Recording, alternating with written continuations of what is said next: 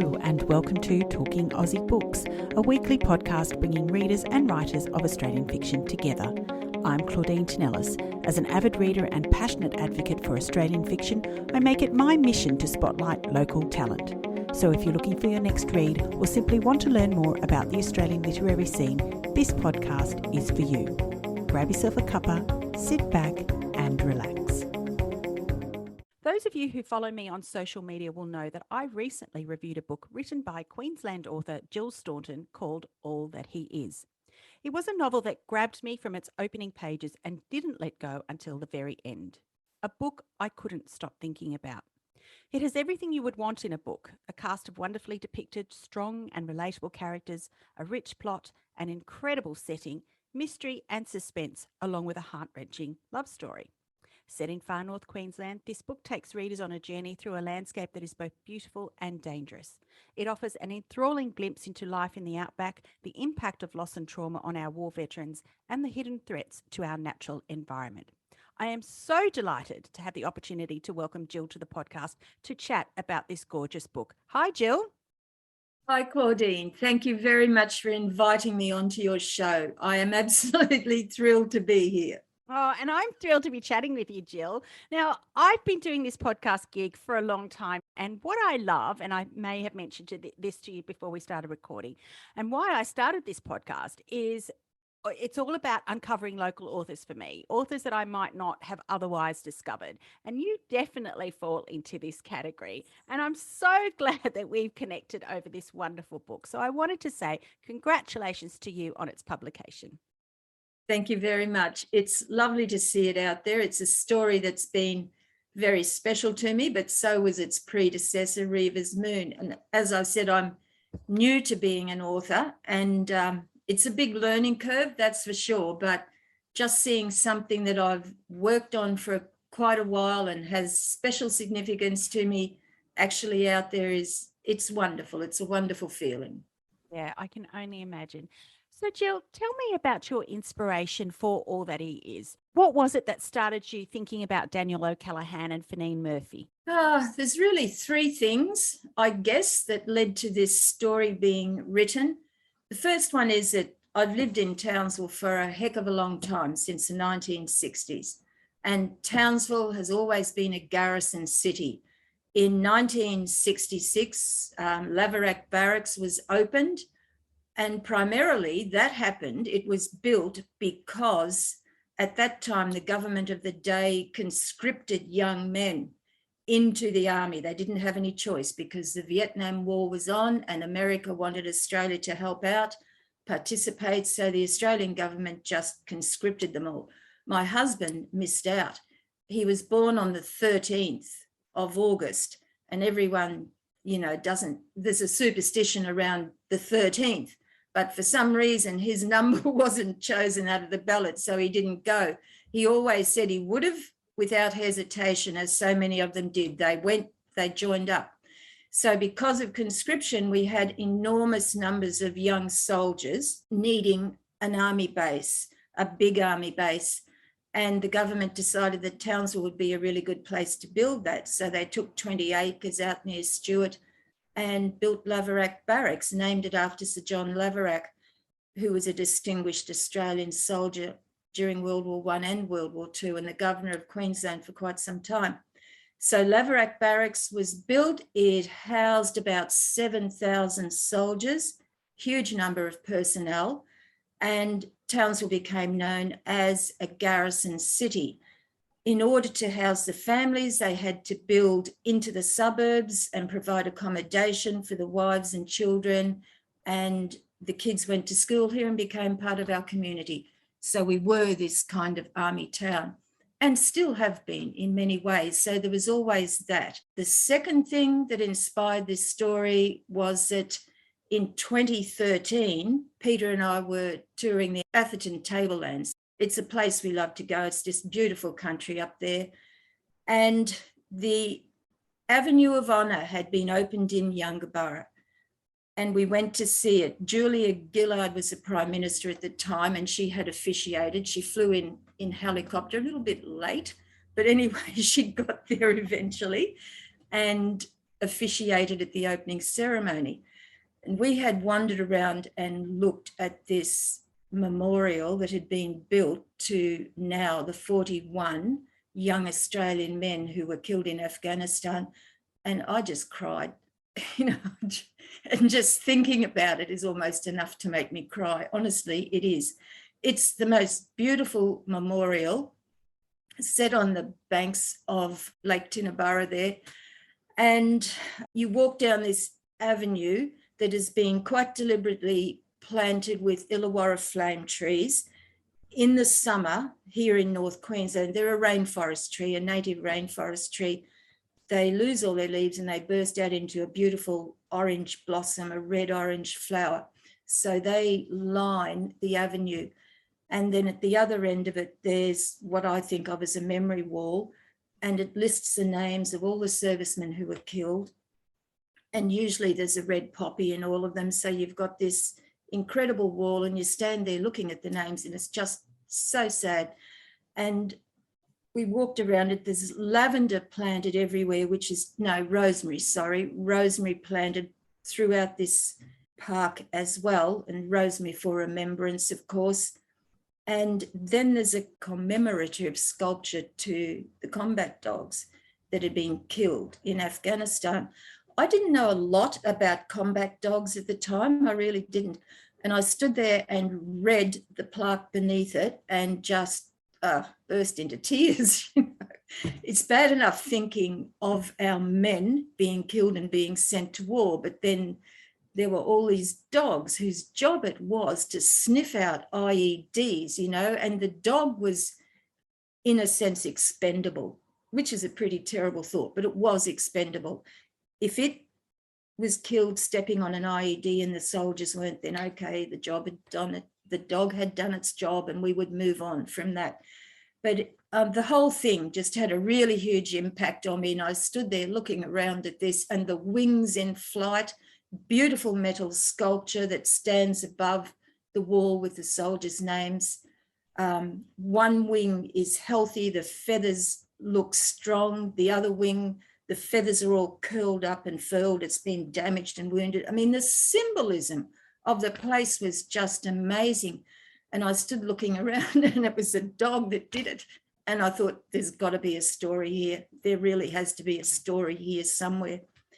And the third factor that influenced me to eventually write this story was that after retiring from work, I began volunteering in a whole heap of things and got extremely busy. But I volunteer in an aged care centre in Townsville, and I ended up being the volunteer coordinator. I just wanted to walk in as a volunteer and do something. And the manager said to me, I need a volunteer coordinator and you're it. And I said, well, what do I have to do? And he said, find volunteers and onboard them. So, as an English teacher, I hit language like on board. And I said, on board, what sort of a verb is that? But anyway, I learned very quickly that this corporate world out there is full of all these weird verbs. Anyway, over the years, I've onboarded many volunteers, but a significant number of them have been veterans, people coming in from the army, an army background, and wanting to do something for the community, give back to the community, and they've been onboarded and worked really well. So it was that sort of thing playing in too, because when I talked to them, when we did our little interviews, they would tell me a bit about their background and they just needed a place. They needed somewhere that they could go and feel that they belonged again and they were contributing and they had a sense of value and a sense of purpose again, because this is what is missing from so many of their lives when they come back from active service, especially if they're involuntarily medically discharged, because these are the boys and the men and the girls, the women who end up suiciding, and that's just not okay. It really isn't. So anyway, all these things were brewing in my head, and I write stories, things kind of simmer for a long time, and eventually I can see what I want to do. I can see the scenes that I want to write. So I sit down and I start writing things. Anyway, I wrote the story, put it away, wrote Reiver's Moon, worked really hard on that. That was a very special one as well. And after Reiver's was published, I dragged out All That He Is and went back to that and fine-tuned it. And I'll tell you something, I had an experience at the aged care facility that just left me stunned. I had a young man come in. He had applied to be a volunteer in the garden. He was a veteran. He was ex-Afghanistan. He'd done his tours of duty in Afghanistan, and he was extremely nervous. And he sat there in the office with me, and he just held his palms out and he said to me, "I just need a new purpose in life." Now, I didn't know whether to burst into tears or what to do, because here he was, he'd walked in, he was a very fit looking young man, a very handsome young man. He had boots on, jeans and a hat and a shirt with sleeves rolled up. And I just looked at him and I was stunned. I thought, my God, this is Daniel O'Callaghan. And he's just walked into the office and he's sitting down here telling me what I wrote 5 years ago in this story. It was absolutely mind-blowing.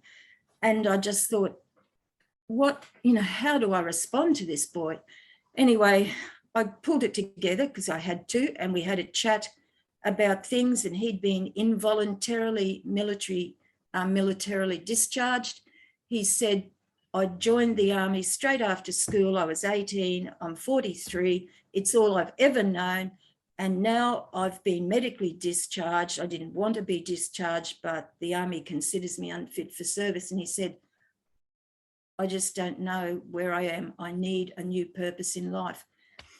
So anyway, we talked around that and I put him on as a volunteer. But it was all that kind of thing. So, Townsville being a garrison city, having that army influence all around us, seeing the avenue of honour in Yungaburra and the impact that had on me, and then the volunteers I had over the past 6 years or so coming in to the aged care centre from the army wanting to work and find something purposeful to do. So that was pretty much the inspiration for All That He Is. And yeah, the story just evolved from those things, I guess. Yeah, absolutely beautiful. You've made me quite teary listening to that story. Okay, so listeners, having heard how much I loved this book, there are going to be people out there who aren't acquainted with either your writing or this book. So I wondered, Jill, if you could tell me a little bit more about the story. The story, well, Daniel O'Callaghan is the lead character, and he's returned from Afghanistan. I created him as an ex-combat dog handler. So he had a dog that he'd trained, and he'd had this dog for years. And the dog's purpose, as I've said before, was to find IEDs, and they were brilliant at doing this, the dogs. But his dog, the fictional dog in the story, got to an IED just as he realised what was happening. He tried to call it back, but it was all too late. The explosive device erupted and the dog was killed.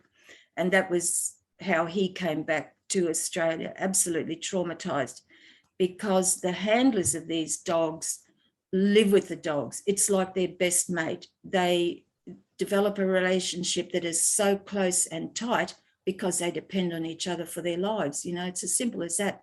I mean, anyone who has a pet dog and who loves their dog knows what I'm talking about. Not everyone's a dog lover, but a lot of Australians are. And he had to train the dog in how to find these things and then let him know. And he was traumatised, and probably not just for that reason, but largely for that reason. Anyone who's sent into a war zone where you have to kill people, that's a huge ask. It's something that governments around the world ask of their populations and have always asked of their populations. And sometimes you think, how do we ever come to grips with that? How do we come to grips with a notion like this? Sending someone into war zones with the expectation that yes, there's going to be combat, and yes, you're going to have to kill people, and yes, you may be killed too.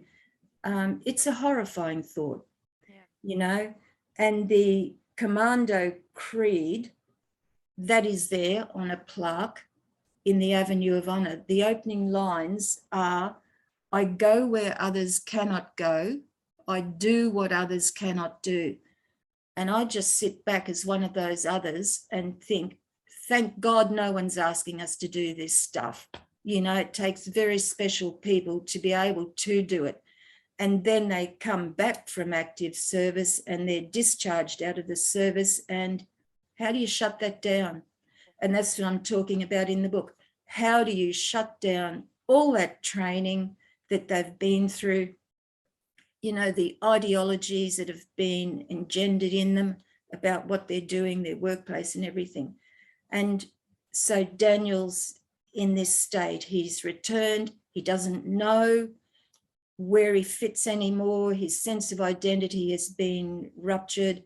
He knows he hasn't got a purpose and he hasn't got a place, and there's not much peace in his head either, because he's suffering in many ways. He's having nightmares, visions of being back in Afghanistan. He's got a psychologist who's looking after him, as so many of them do, but he just needs to go.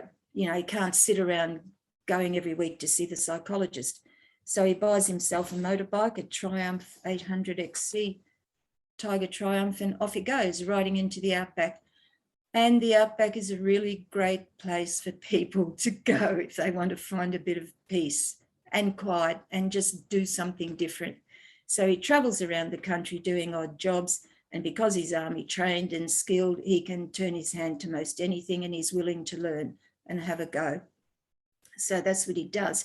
His purpose is to find peace, a new purpose in life, and a place that he can call his own, and eventually he does. The book is without a doubt a love story, but it's Yes.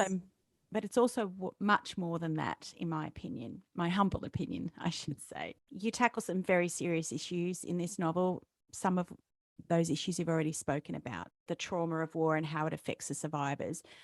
I'm guessing this was something that you consciously wanted to explore in this book. I did. I mean, it's a very relevant issue today. In today's society, we, you know, are getting a lot of media, and not all of it good, about our ADF. And that concerns me, because whether or not we have members of the ADF who have stepped across the line and done the wrong thing, that is no reason to accuse everyone in the ADF of behaving in the same way, because they don't. They don't. And we know in any organisation in this country, it doesn't matter what it is, whether it's politicians, whether it's priests, whether it's teachers, whether it's police officers, whether it's the judiciary, there are always going to be people who cross the line and do the wrong thing. But we don't then say all police are corrupt, all teachers are corrupt, all the judiciary are corrupt. We don't do that. We deal with the few who create the problem. That's the thing. And I just know that, you know, the Army family has felt very impacted of recent years. And that's not fair either, because, you know, look at what they do with their lives. Look at what they give for this country. Now, Daniel's trauma, his displacement, along with his love of animals in general, is what brings him and Fanine together, doesn't it? Yes. Yes, it does. Fanine's another crusader, I guess. And this brings in the second theme, like it's a secondary theme, but it's very, very important to me anyway, of protecting wildlife. She has a job to do, I guess, as a conservationist, but she's come from Canberra, escaping Canberra, where she had to go to the High Court to deal with a mining company who wanted to set up a mine in southwestern Queensland, somewhere where the Plains Wanderer was. And she fought very, very hard to stop that happening. The Plains Wanderer is a lovely little a lovely little bird. And it's now thought that we can trace its existence back through 60 million years, when Australia was actually connected to Antarctica at that point in time.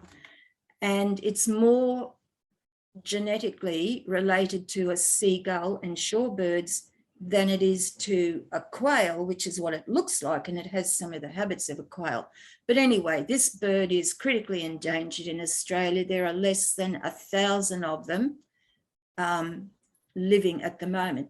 The experts think somewhere between 240 and 1,000 birds, you know, and given the fact that we've got feral cats, don't start me on cats, and foxes, you know, apart from the the native predators that have always been here, like the wedge-tailed eagles, the white-bellied sea eagles, and one thing or another, the chances of these birds surviving into the future are very low. So we've got wonderful organisations like Bush Heritage Australia doing their best to ensure that they survive. And the night parrot also gets a reference in the story as well, because that was recently found in 2013 by John Young and really hadn't been sighted for almost 100 years. There are a couple of dead birds found in 2006, and people began to think, well, maybe this bird is still around. So yeah, birds are an important part of the story as well, because they need to be protected. There are too many developers getting into our country and just knocking down habitat. And it's all for profit, it's all for money. But when we've lost our birds, when we've lost our wildlife, they're gone forever.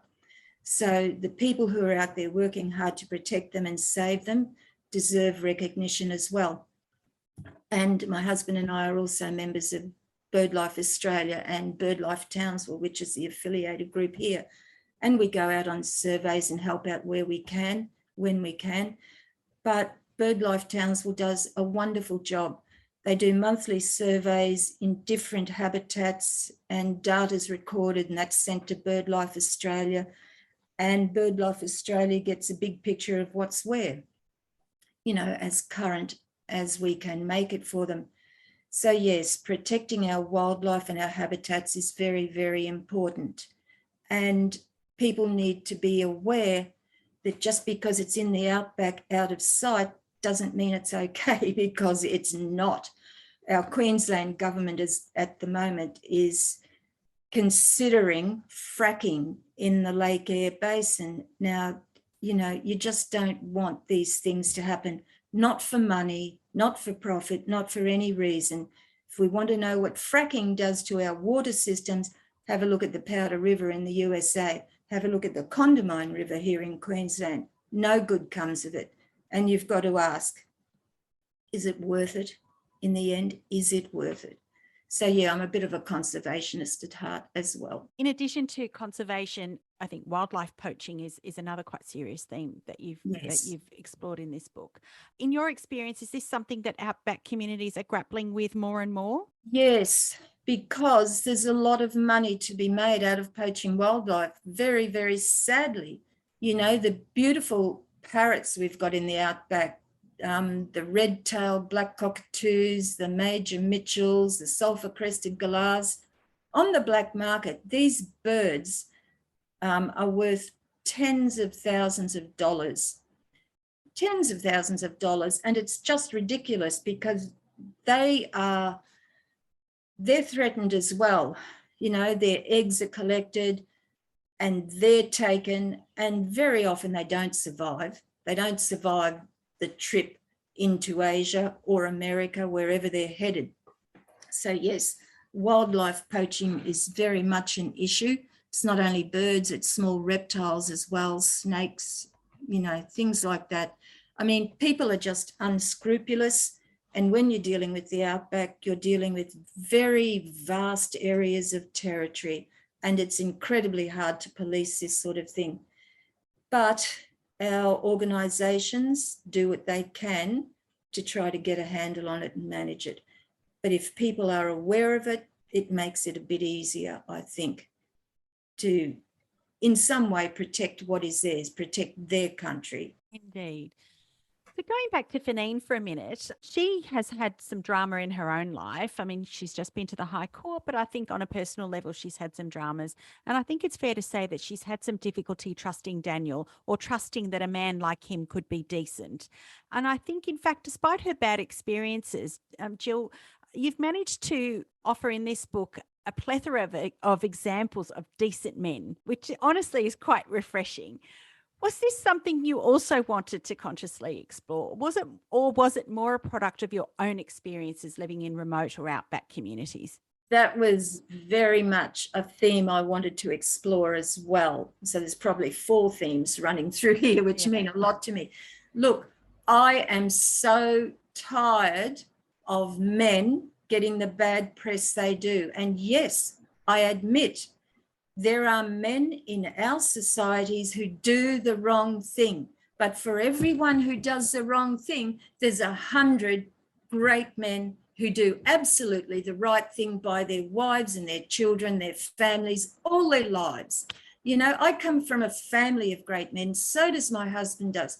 They've been darlings of people, just darlings, most of them, you know. And the thing is, again, it's the media that washes over all men because a number of them do the wrong thing.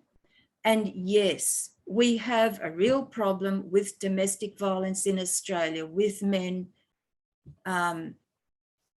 abusing women, killing women. Admittedly, we know that. It's out there, this issue.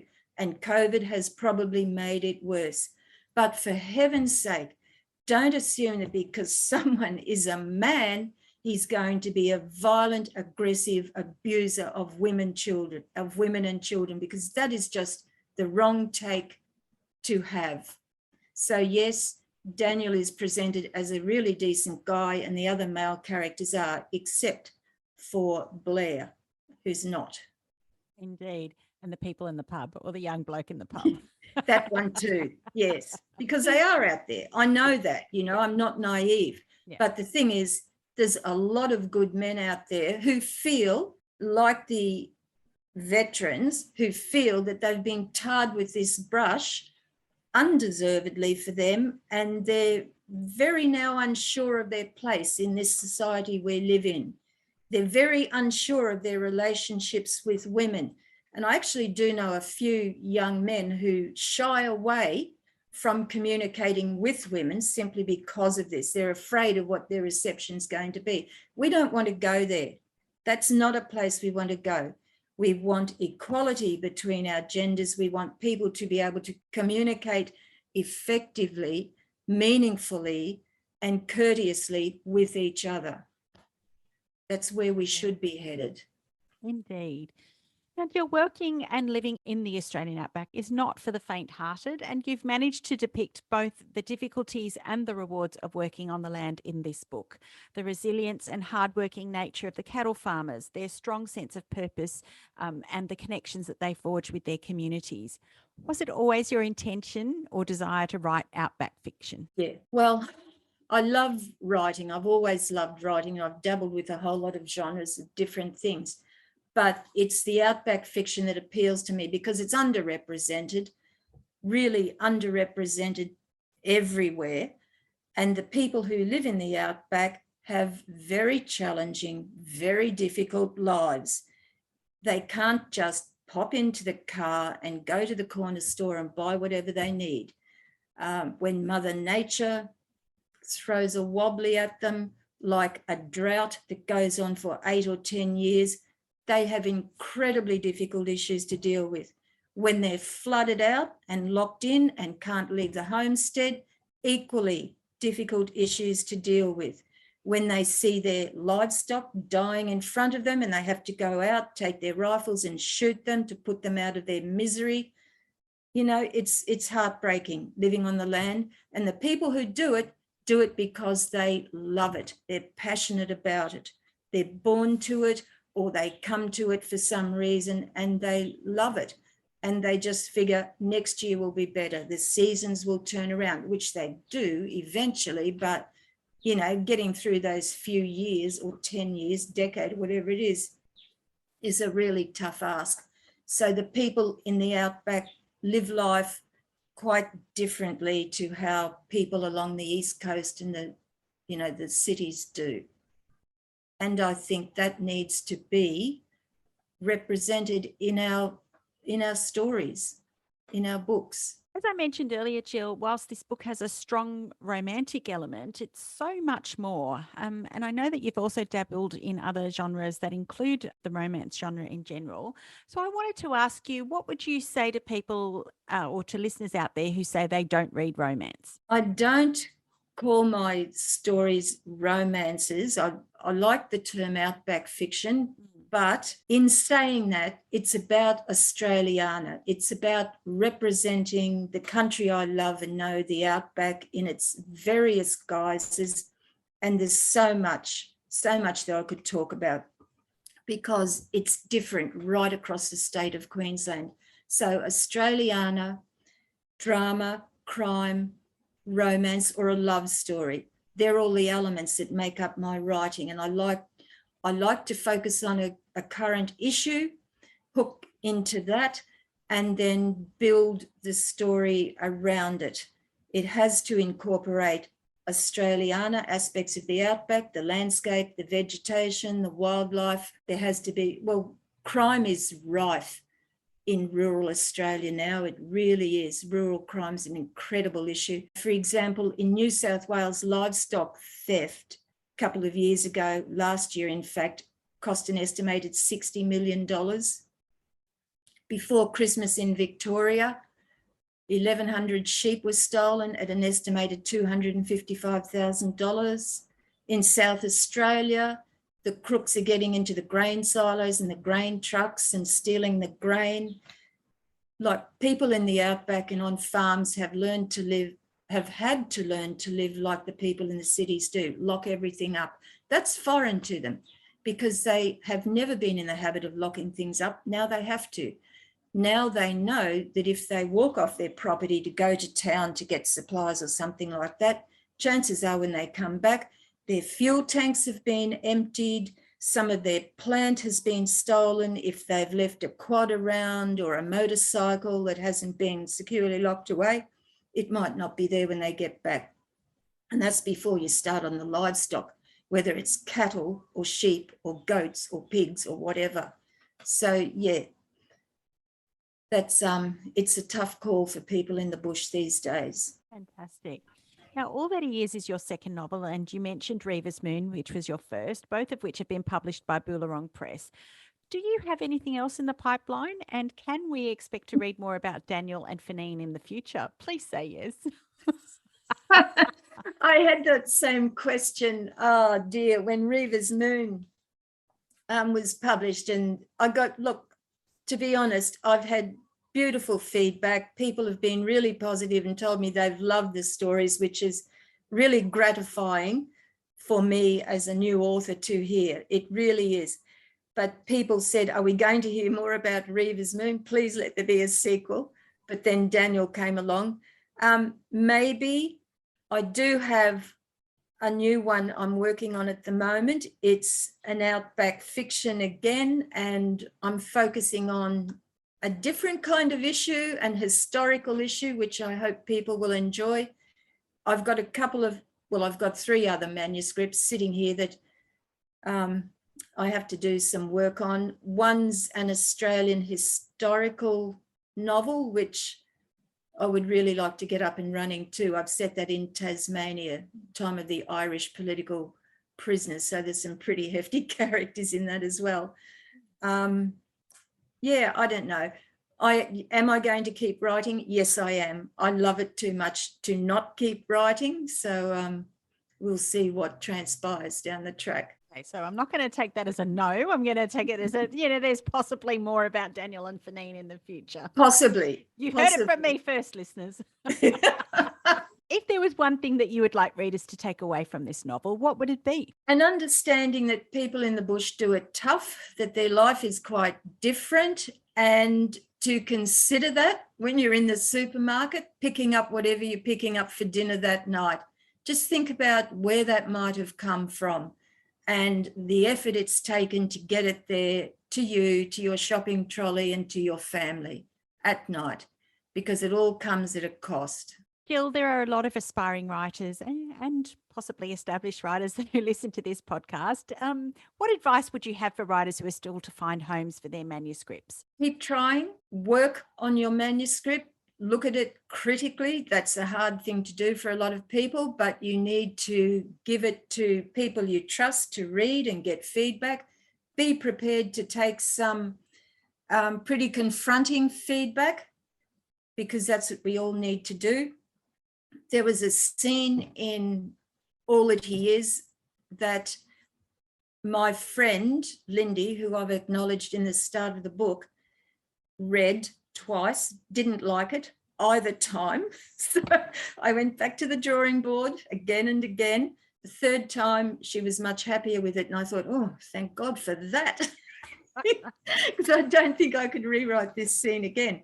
But yeah, you need to honestly look at your work, get the feedback, work on the feedback.